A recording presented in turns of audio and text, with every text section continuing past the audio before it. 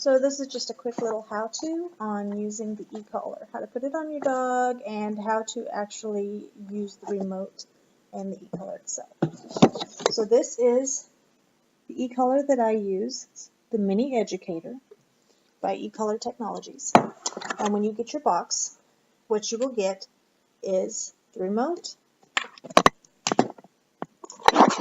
the collar itself with the receiver on it.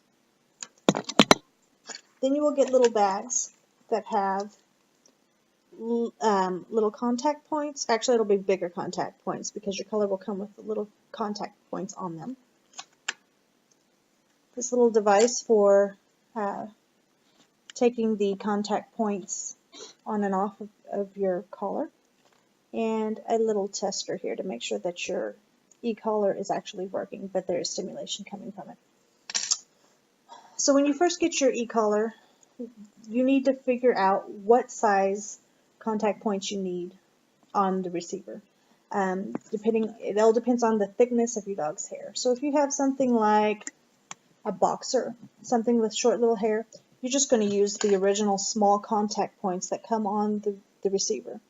I have German Shepherd dogs.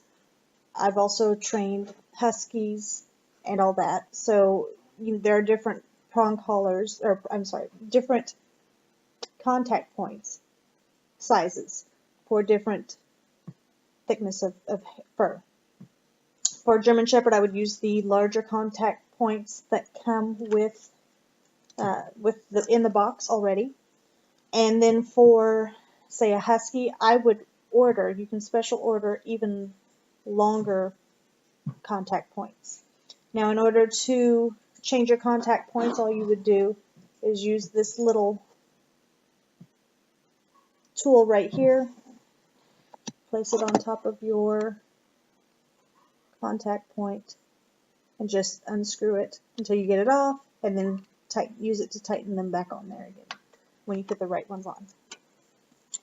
When putting your collar on your dog, before you even do that, you need to have your collar turned on.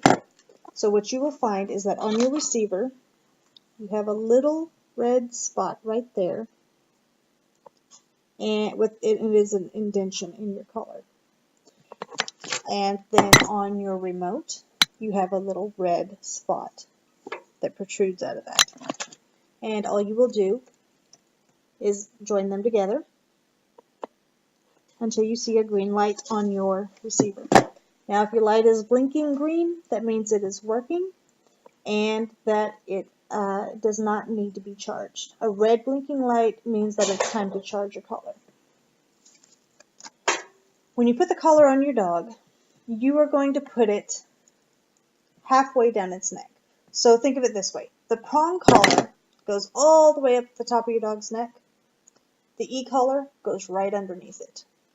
Now, your dog has a line, a very solid line right there. You are not going to put the e-collar contact points on that line. The contact points are either going to go just to the right or just to the left of that line. Because this is a muscle stimulator, it needs to touch muscle, not bone, not anything else. Now, when you put it on their neck, you need to make sure that both metal points on the contact point actually comes into contact with the skin on your dog's neck. So what a lot of people do is they put it, they will rub it back and forth until they feel that it has made contact with the skin and it's actually kind of grabbing the skin. And then they will, tighten their collar.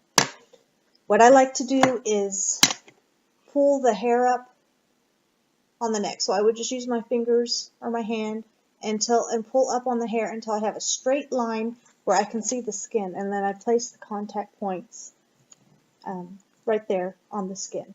And that's mainly because, like I said, I have dogs with longer hair. Dogs with short hair, it's going to be really easy just to do the wiggle thing. When you put the collar on your dog, make sure that this blinking light faces down.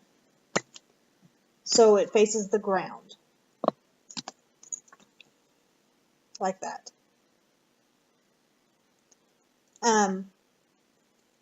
So you would put it on their neck. Now, when you tighten it, you want it to be tight enough so that the points cannot lose contact with the skin. You know, a lot of times the dog will scratch or they'll shake their head or whatever, and that'll dislodge the contact points from the skin. You don't want that to happen. So what you will do is you're going to put the collar on pretty tight.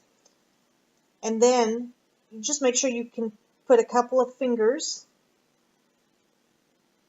in between the collar and the neck of your dog, and you know you have the right tightness.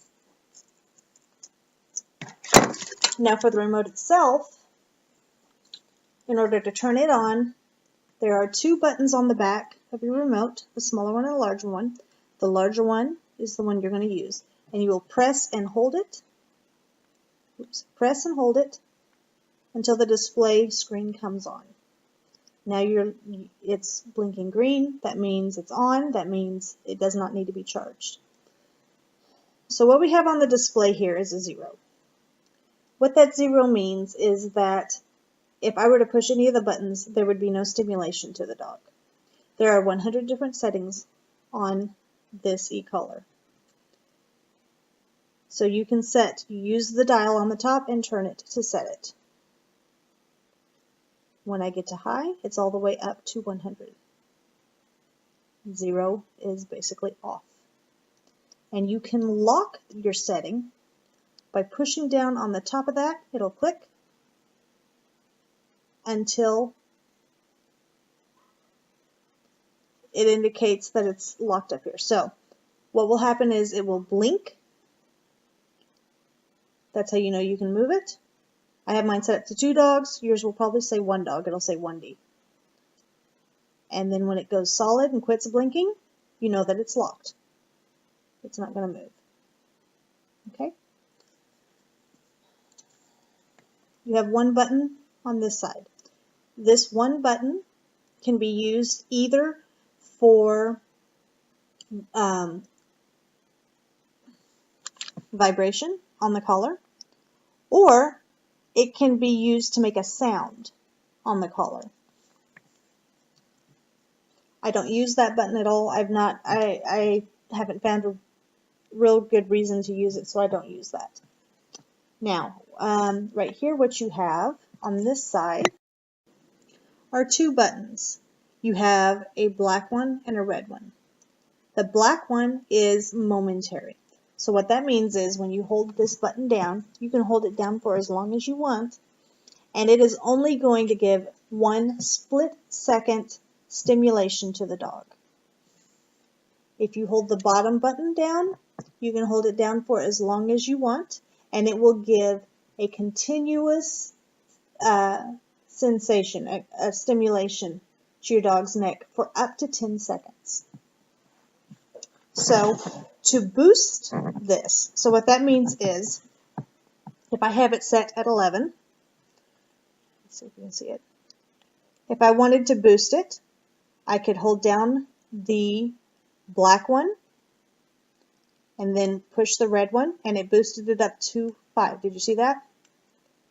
Now, if I hold the red first, or the black first, and then the red, black, then red, it's instant. It's another one of the momentary stimulation. If I go the reverse direction, if I hold the red first and then the black and hold it, then it's again a continuous booster. Okay.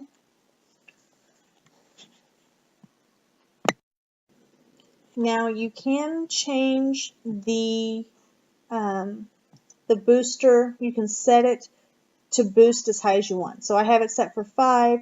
You can set it to boost, you know, at 10 levels, 20 levels, however high you want it to boost.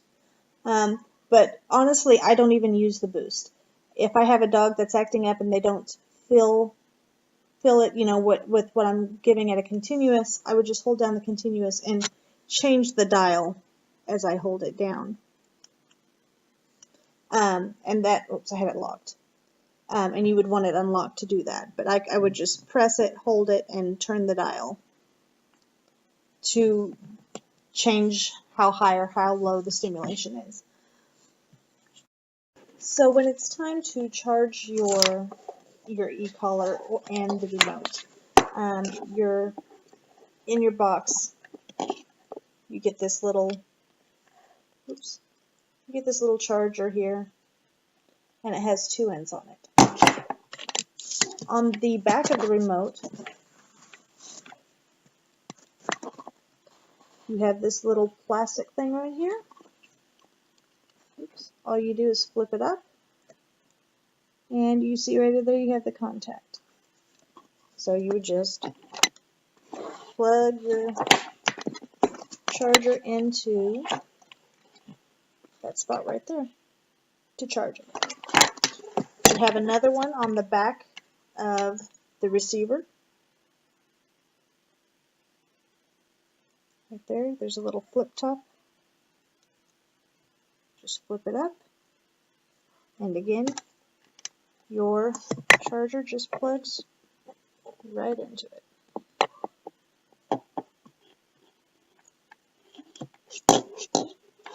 Okay. So that is just a quick run through of how to use the e-collar, how to put it on your dog, what the buttons are for, and how to charge it. I'm Jessica Mashburn, the lady in OK Lady Canine Training.